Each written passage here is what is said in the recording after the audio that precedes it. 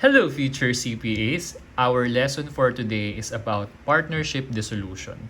Partnership dissolution is the change in the relation of the partners caused by any partner ceasing to be associated in the carrying on as distinguished from the winding up of the business. So that's according to Article 1828 of the Civil Code. It basically mentions na yung partnership dissolution is kapag merong nagbago sa relationship ng partners. For example, yung initially na AB partnership, meron silang inadmit na new partner which is si X, kaya naging ABX partnership na sila. So it does not mean termination of the business, but rather change in the relation na merong nadagdag na partner o di kaya naman is possible na merong partner na mababawas. For example, sa EBX partnership, natanggal si X or nag-retire siya or nag-withdraw siya from the partnership. So that's retirement and also constitutes a partnership dissolution. Pero after ng partnership dissolution, hindi na terminate yung operations ng partnership and nagpapatuloy ito hanggat sa hindi nangyayari yung partnership dissolution. So here are the possible accounting problems that we may encounter in each possible scenario of dissolution, which is the admission and retirement. So first is the net income. So ang net income, dapat ma-distribute natin yan sa partners. Sa admission, i-distribute natin dapat yan sa old partners. So in this case, si A and si B. Bago yung admission ni X, dapat i-distribute muna yung net income kay A and B. Kapag retirement naman, distribute the net income to all partners. So bago mag-retire si X, dapat ma-distribute muna sa kanilang lahat yung net income. Hanggang dun sa accruing, hanggang sa date ng retirement ni X. Number 2 is loans and advances to or from the partnership. So, hindi natin to kino-consider sa partnership admission dahil kino-consider lang yan sa retirement.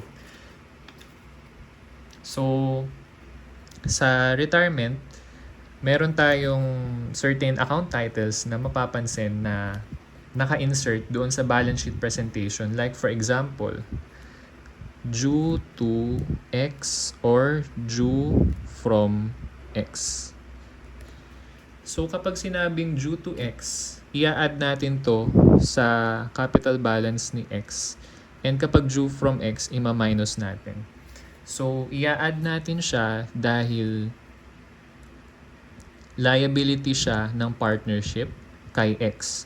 Kapag due from X, ibig sabihin receivable siya ng partnership from X. On the other way around, si X, personal liability niya yung amount na yun kay partnership in his own personal capacity. Kaya mina-minus natin. Yung typical na alam kasi natin is yung capital balance, di ba? Di ba ang accounting equation is assets minus liabilities equals equity. So yung capital, ito yung typical na alam natin. Pero hindi natin alam yung asset and liability. Like for example, yung sinabi ko kanina na receivable from X. So binabawas natin yan. Ito syempre add to. Yung liability ng partnership dun sa partner, i-add din natin.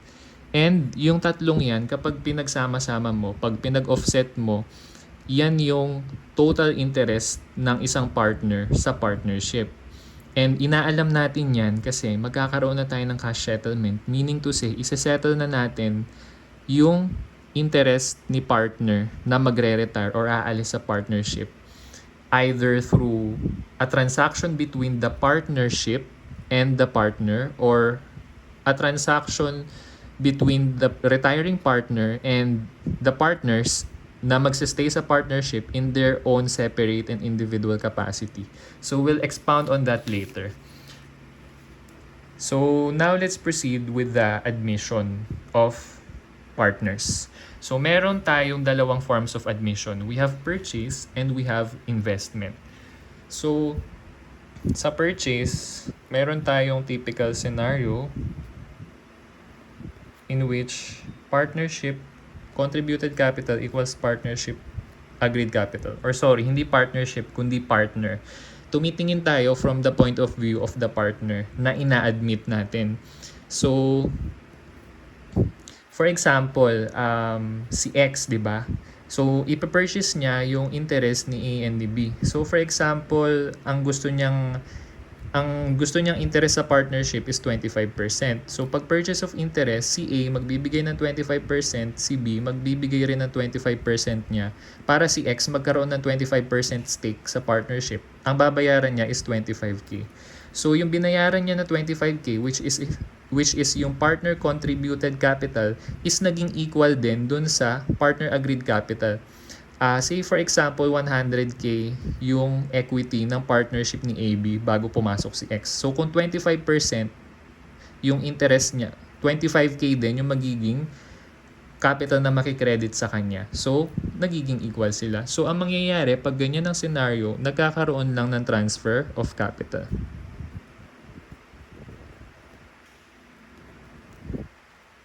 Next naman natin is cash settlement. So sa cash settlement naman, similar to dun sa pinag-aralan natin nung nakaraan sa partnership formation na nagkakaroon ng cash settlement doon sa between the partners. So yung purchase kasi, it's a personal, more of a personal transaction between the partners. So yung cash settlement, yung partner contributed capital is hindi equal sa partner agreed capital. So kapag hindi equal yan, bukod sa transfer of capital, nagkakaroon din ng tinatawag na cash settlement. Actually, the term cash settlement will be being loosely used in this discussion, pero dito sa typical scenario natin na kapag equal yung contributed capital sa agreed capital nung inadmit na partner, nagkakaroon din naman ng cash settlement in such a way na si X nagbayad ng 25k kay A and B. Pero, ang binabanggit naman dito na cash settlement is magbabayad si X, for example, 15k for the same percentage of interest sa partnership. So, 25k yung makikredit sa kanya pero 15k lang yung binayad ni X. So, merong difference na 10k. So, yung 10k na difference, yan yung loss sa part ni A and ni B. So, bababawas yan dun sa ibabayad sa kanila supposedly na cash from X, which later on i-expound naman natin if hindi nyo pa nagigets ngayon. Pero basically, sa partnership books, ang nagre-reflect lang sa purchase of interest is transfer of capital. Pero yung cash settlement, since personal transactions yan ng partners in their own individual and separate capacity, hindi natin siya gino-journal entry sa partnership books. So, ganun yung nature ng purchase of interest. And finally, nagkakaroon din ng complication kapag mayroong revaluation. So yung revaluation, nangyayari to pag naka-indicate yan sa partnership agreement na magkakaroon ng revaluation ang partnership upon admission of X. So kanina binanggit natin, isasabay ko na din dito, kapag mayroong revaluation, kapag admission, ang revaluation kinikredit lang muna sa old partners bago pa ma-admit, for example, si X. Pero kapag retirement, dinidistribute muna sa lahat ng partners bago yung retirement ng isang partner, which in this case si X din. So parang kagaya din siya ng treatment natin sa net income. Sa all partners dinidistribute pag admission at sa lahat ng partners dinidistribute pag retirement. So going back, yung revaluation, kapag purchase of interest, ang first step natin is distribute muna natin yung revaluation sa old partners. So, revaluation to old partners. Yung revaluation, equal yan sa cash paid. So, for example, yung 15k ang ibabayad ni X kay A and kay B in their personal and individual capacity. Yung amount of 15k, yun din yung magiging revaluation natin. So, mamaya, mas ma-appreciate natin yun sa mga drills natin. So,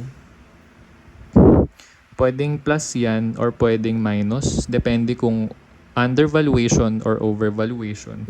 And then, ang second step na natin is yung TOC or transfer of capital. Ito yun, yung diniscuss natin kanina. So, next naman is investment. So, sa investment, meron tayong, again, yung typical scenario natin in which yung partner contributed capital is equal lang din sa partner agreed capital. And yung total agreed capital is equal sa total or total contributed capital is equal sa total agreed capital. So, correction lang natin saglit. Total contributed capital. So, sir, ano po bang pinagkaiba ng partner contributed capital and total contributed capital? So, yung dito sa side na to, nagpe-pertain lang tayo sa point of view ni X, which is yung partner na ina-admit natin sa partnership.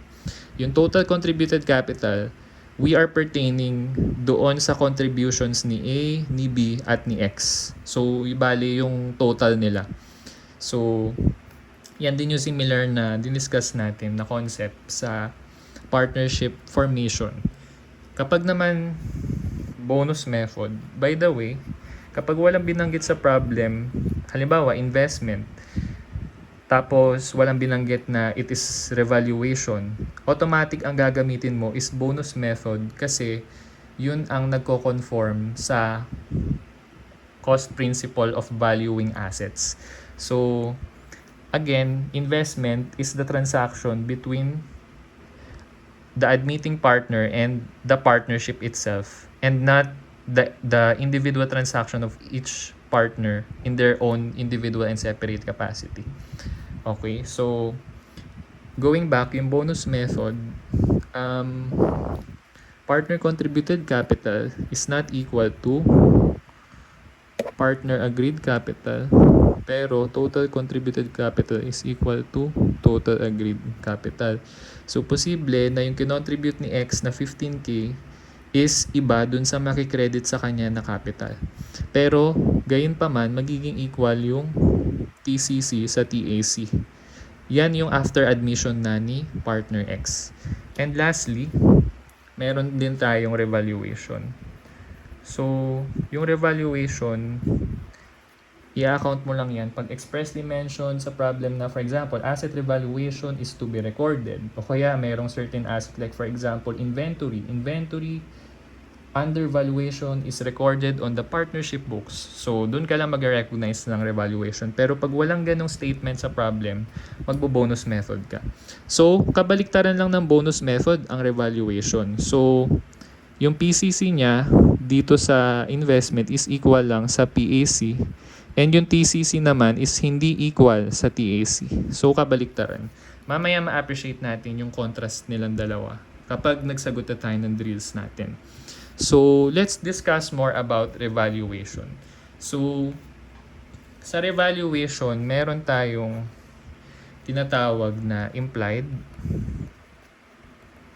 and meron din tayong tinatawag na explicitly detailed. So, kapag ka implied, pwedeng ang babanggitin lang kasi sa problem, asset revaluation is to be recorded. So, pag ganun lang binanggit sa problem without mentioning ano yung mga specific assets na tumaas yung presyo o specific assets na bumaba yung current value and kung ano yung specific amounts ng pagtaas o pagbaba ng amount, then we can say na it is an implied revaluation. And there is a specific way for us to determine magkano yung revaluation. So, ituturo din namin sa inyo paano i-compute yung revaluation kung implied lang and hindi siya in-indicate yung amount sa problem. So, pagka silent, nahati pa yun sa dalawang scenario. So, yung una, posibleng sabihin yung kung undervalued ba or overvaluation. So, additional clue na yan kung mag-a-add ka ba or magma-minus. Kasi pag undervalued, mag-a-add ka kasi undervalued, so tataas yung presyo. Pag overvalued, ibig sabihin over, kailangan magbawas ka. Ang second possible scenario is kapag silent yung problem. So, pag silent, hindi mo rin alam kung add ba or minus. So, in which case, ang gagawin mo dyan is i-gross up mo yung investment nung partner. For example, sa example natin kanina, di ba? Si partner X, ang i-invest niya is 15K. So, for a 25% interest. So, ang gagawin mo dyan is 15,000 divided by 25%. So, ibig sabihin, 60,000 yung magiging implied capital natin. So that's the first step. Gross up yung amount contributed. So, contributed na lang yung term na ginamit ko kasi pwedeng purchase, pwedeng investment. So, pag in-gross up mo, makukuha mo yung implied capital. Yung implied capital, yun yung TAC na sinasabi natin. So, mag-i-equal siya sa TAC. Yung TAC, pwede mo i-compare mo yan sa TCC.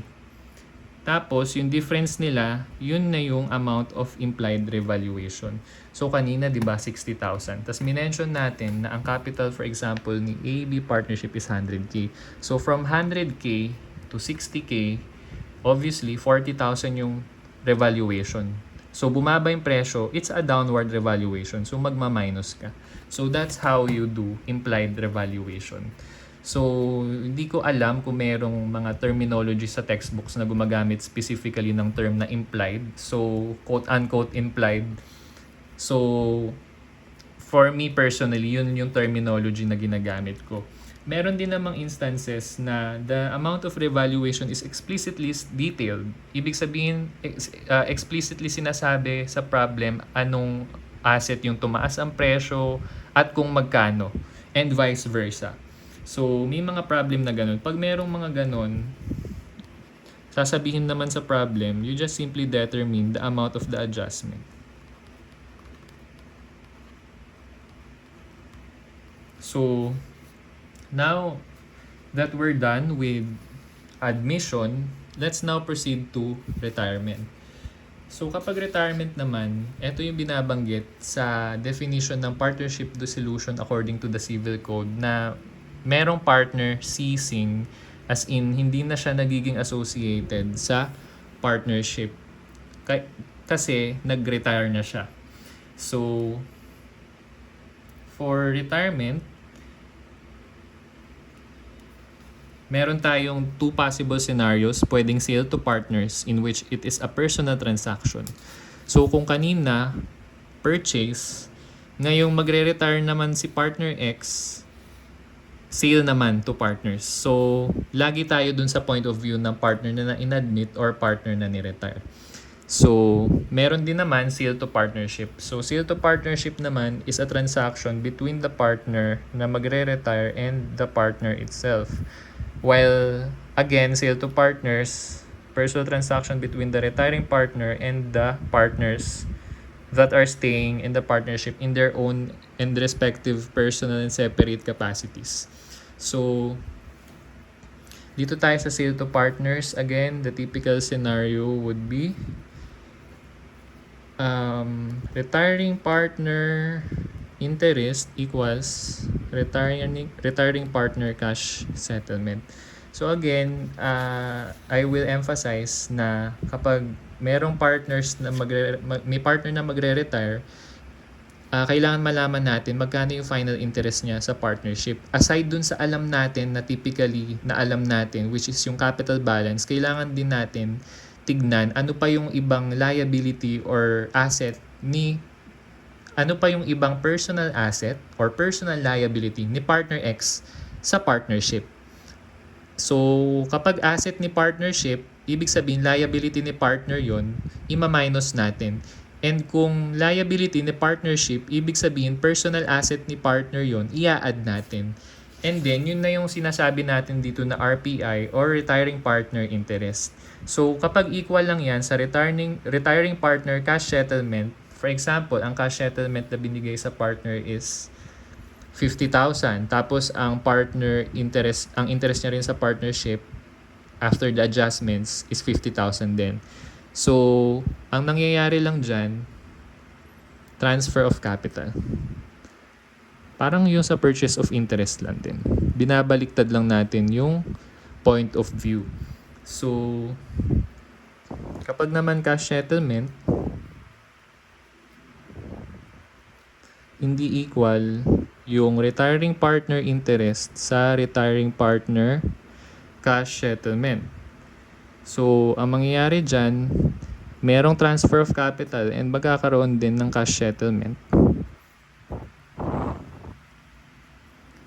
So, again, yung transfer of capital, nakalagay yan sa partnership books. Pero yung cash settlement, personal transaction yan between the partners. So, hindi mo yan makikita sa partnership books. Next naman is yung sale to partnership. So, ito naman yung kabaliktaran ng investment kanina. So, baliktad lang yung point of view natin. So, yung typical scenario natin is retiring partner interest is equal to retiring partner cash settlement. Yung cash settlement na sinasabi natin, yan yung amount na ibabayad ng partnership kay partner sa pag-alis niya. So, next naman is yung bonus method. So, similar to investment, sa admission, may bonus method din tayo sa retirement kapag ang transaction is between the partner and the partnership. So, it happens when the retiring partner interest is not equal to retiring partner cash settlement. So, kapag silent yung problem and hindi siya equal, bonus method ang gagamitin natin unless sinabi expressly sa problem na mayroong revaluation. So, in which case, ang first step natin is apply the revaluation first to all partners and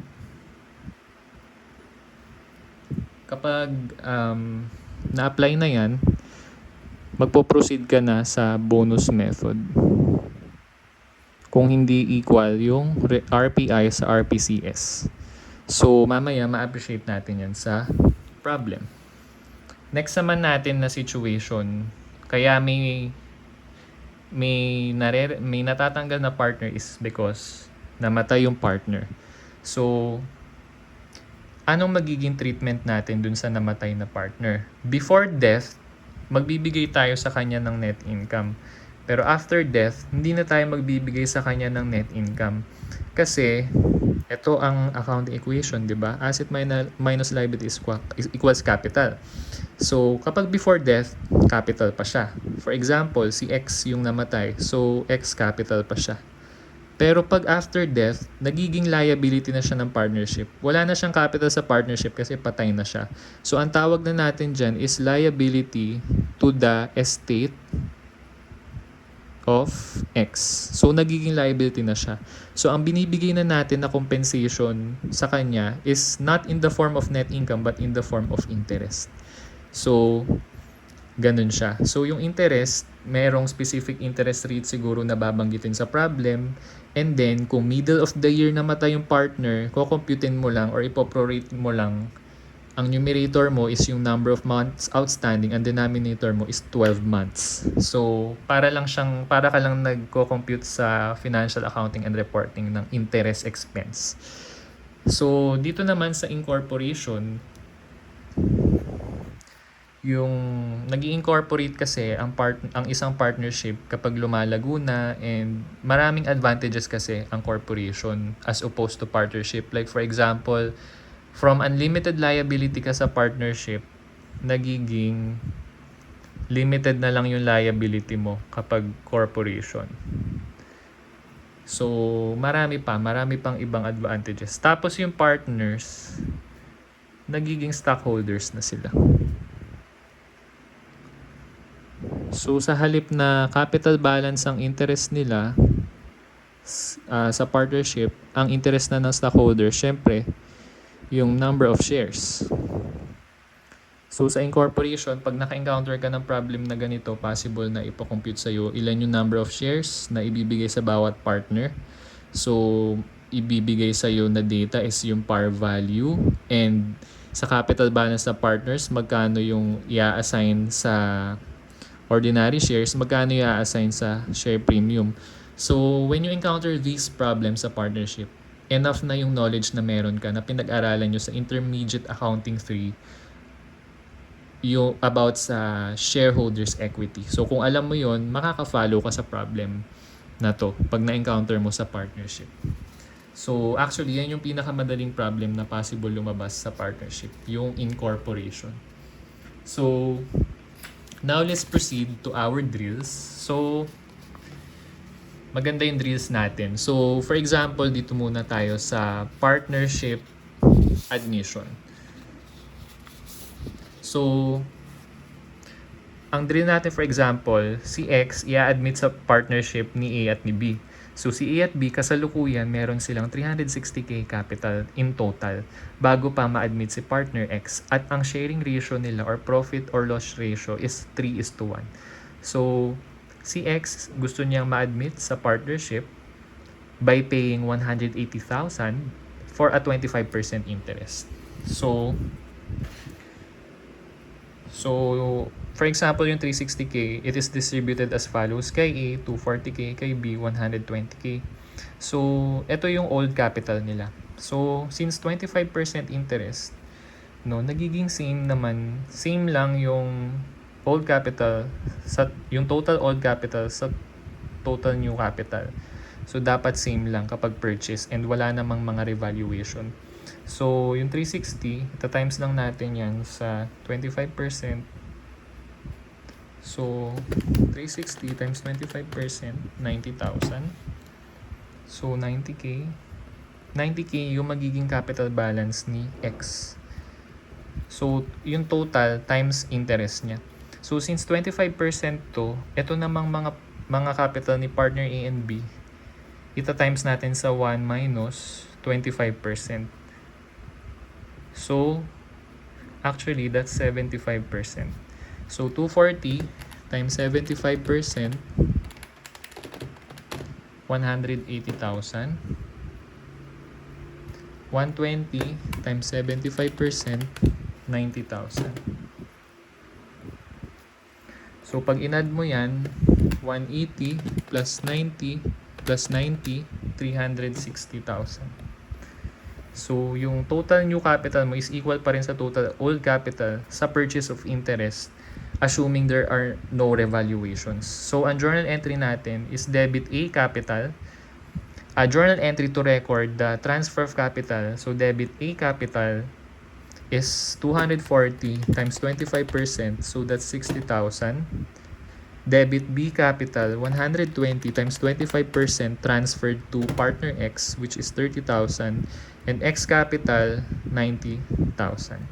So, paano naman kung binanggit sa problem, for example, na si X magpa-purchase ng 25% interest for 180k and sinabi further sa problem na inventory under valuation is recorded on the firm books. So, for example, ganun yung binanggit. So, meron daw under valuation. So, ang gagawin natin, paano natin malalaman kung magkano yung inventory under valuation? So, may mga tinuro tayong technique kanina. So, yung 360k, sorry, 'di ba? 180k yung ibabayad ni X. So, from there, i-gross up natin yan dun sa desired interest niya, which is 25%. So, 180,000 divided by 25%, 720,000 yung magiging tinatawag natin na implied capital. So, from 360,000, magiging 720,000. So, 720 minus implied capital minus old capital 360, lumalabas. Ang revaluation natin is 360k. Ang 360, para maging 720, kailangan madagdagan ng 360k. So, upward revaluation siya, i-add natin siya. So, i-distribute muna natin siya sa old partners kay A and B using the ratio na 3:1. So, 360 times 3/4, 270k. Tapos, 360 times 1/4, 90k. So, yan yung share nila sa revaluation. So, let's add 240 plus 270. For letter A, 510. And 120 plus 90, 210. So, yan yung adjusted capital natin. So, again, kanina, we mentioned na ang first step natin sa purchase of interest, kapag merong revaluation, is revaluation muna sa old partners. So, ginawa natin kay A and B muna. And then after that, pwede na natin gawin yung transfer of capital. So, 510 times 1 minus 25%, so that's 75%. Kay B din, ganun. And yung total, i-times natin sa 25% para madali nating makompute yung kay X. So, ang new capital is 510 times 75%, 382,500. Kay partner B naman, 210 times 75%, 157,500. And kay partner X, 720 times 25%, 180,000. So pag tinanong sa iyo sa problem, how much is the capital balance of the partner after the purchase of interest of X? Kay A, 382,500. Kay B, 157,500. Kay C, 180,000. And to check if our answer is correct, dapat mag-total to sa 720k. So 382,500 plus 157,500 plus 180,000, 720,000.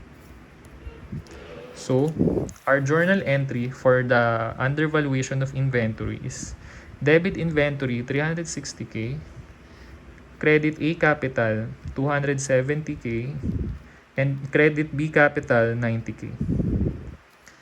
Our journal entry naman for the transfer of capital is debit A capital 510,000 times 25%, 127,500. Debit B capital 210,000 times 25%, 52,500. And credit X capital 180,000. So pag tinotal mo yan, 180,000. So ito yung nabawas na interest kay A and B kasi binigay nila kay X. So those are the journal entries for purchase and undervaluation. Ngayon, paano naman pag sinabi, kunyari sa problem, na inventory overvaluation is recorded on the partnership books? So, pagka overvaluation naman, sa halip na plus, magma-minus ka. So, ganun siya. So, let's now proceed to investment. So, typical problem. Yun pa rin yung fact pattern natin. So, let's see.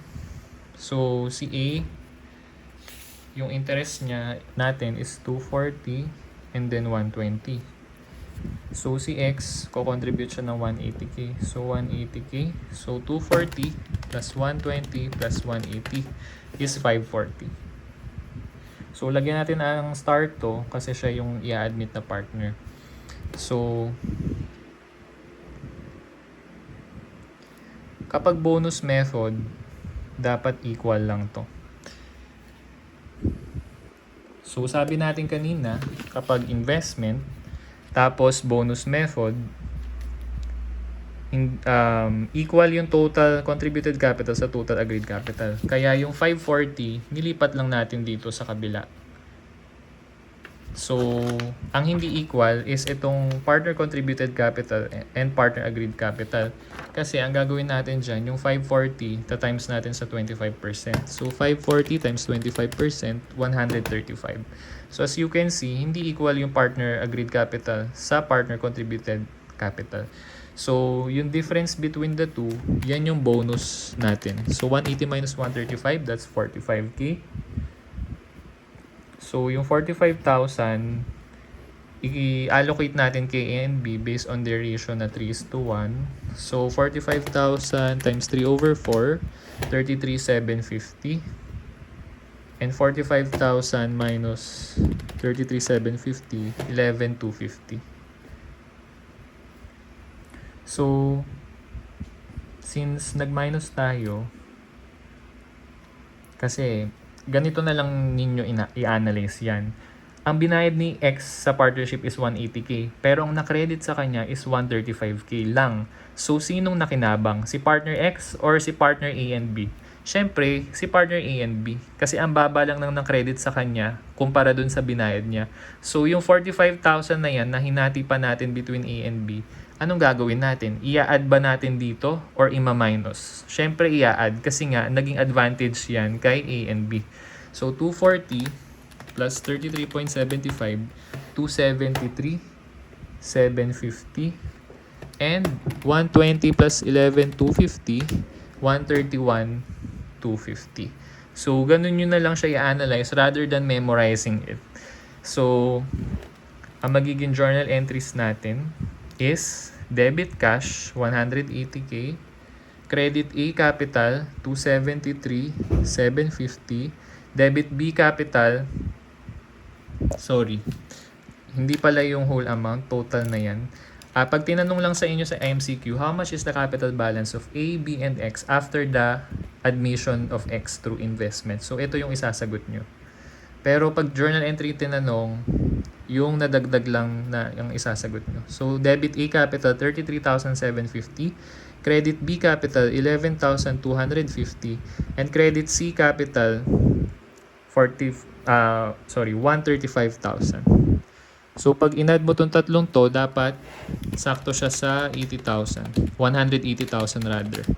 So, sakto naman. So, next naman natin, So, going back dito, ang tawag natin dito is bonus to A and B from C or bonus from C. So, paano naman pagka instead of 25%, gawin naman nating 50% kunyari for the second scenario. Same amounts pa din, 240 kay A, 120 kay B, 180 kay X.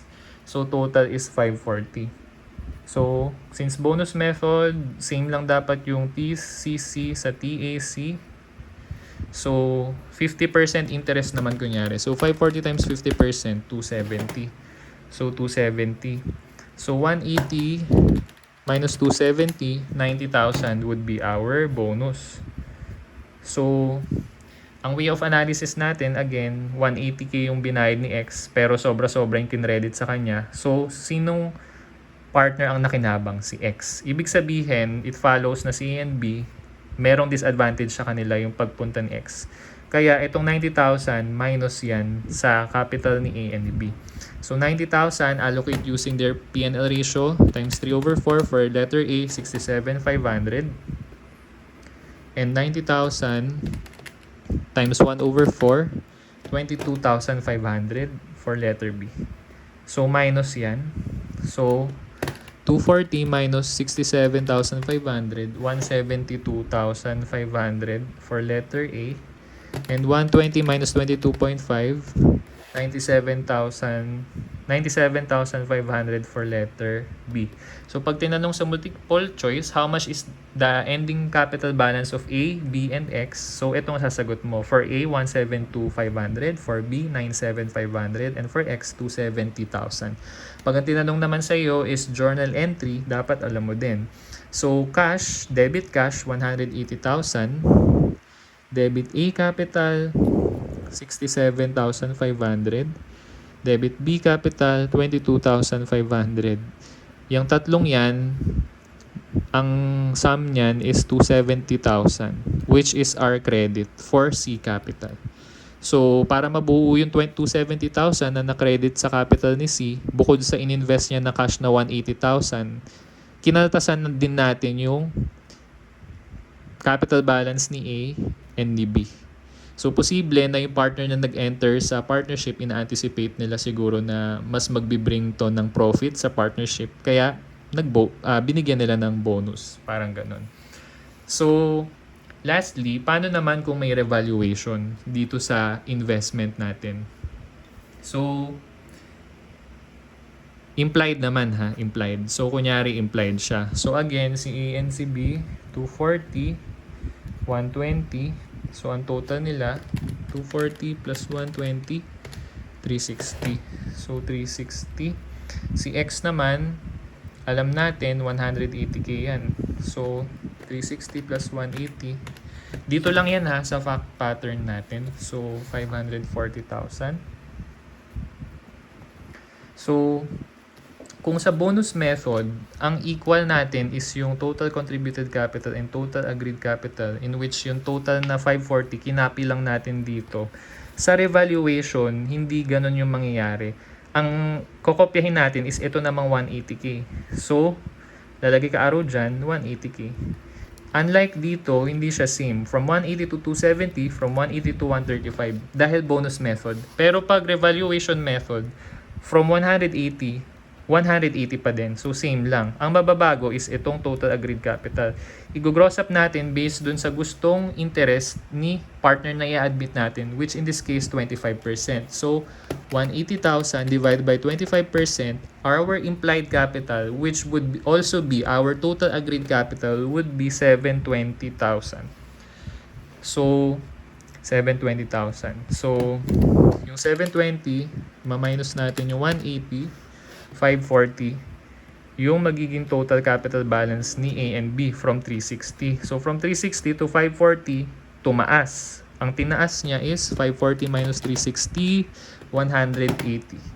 So, 180,000 ang i-distribute natin between A and B. So, itong 180,000, ang tawag dyan is revaluation. Kanina, ang tawag dyan bonus, nung bonus method. Pero nung revaluation method, ang tawag na dyan is revaluation. So, let's distribute using their P&L ratio. 180 times 3 over 4, 135,000 for letter A. And then the residual for letter B, 45,000. So, 240 minus 135, 105,000. Sorry, add pala. So, 240 plus 135, 375,000. So, correction na natin. 375k. And for letter B, 120 minus, or plus, 120 plus 45, 165k. So, pag tinotal mo yan, 540. So, pag tinanong sa'yo, how much is the ending capital balances of A and B and X? So, isasagot mo kay A, 375, B, 165, X, 180.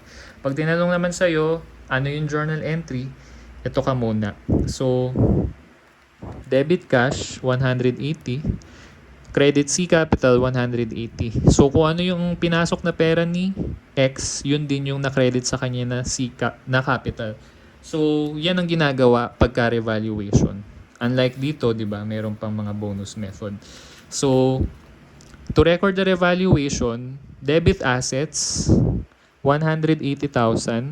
Credit A capital, 135,000. And credit B capital, 45,000. So, that's our drill for investment evaluation. Let's now proceed to our drill for retirement. So, ang fact pattern naman natin this time is, for example, si ABX partnership. So, magre-retire na raw si X. Ang capital niya, ang capital balance niya sa partnership after adjustments, sabihin na natin 180,000. At ang ibibigay sa kanya ng partners or ng partnership is 180k. So, for case 1, sale to partners. So, pag sale to partners, we mentioned a while ago that it's a personal transaction between the retiring partner and the partners na matitira sa partnership. So, try natin dito. So, 240, 120, and for X, 180, 540. Ang ibabayad sa kanya, 180. So, 180. Ang goal natin, mag-zero out yung capital balance ng retiring partner. So, ganyan lang yung mangyayari. So, ito 120 pa rin, ito 240 pa din. So, from 540 na minusan ng 180, 540 minus 180, 360,000. So, our journal entry, debit X capital, 180. Credit A capital, credit B capital. Bale, since sale to partners yan, yung 180, hahatiin natin between A and B using their ratio of 3:1, kagaya nung sa kanina. So, yung 180 times 3 over 4, 135,000. And kay B capital, 180 times 1 over 4, 45,000. So since nag-minus ka dito ng 180, sorry, mapaplus pala kay A 135, kay B 45. So ang ating magiging new capital balance after retirement of X for letter A, 240 plus 135, 375. And for partner B, 120 plus 45, 165.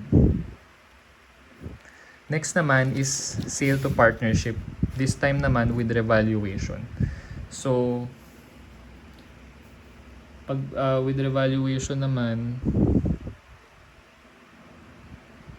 okay, so partner A 240, partner B 120, and partner X 180. So, ang total nila is 540.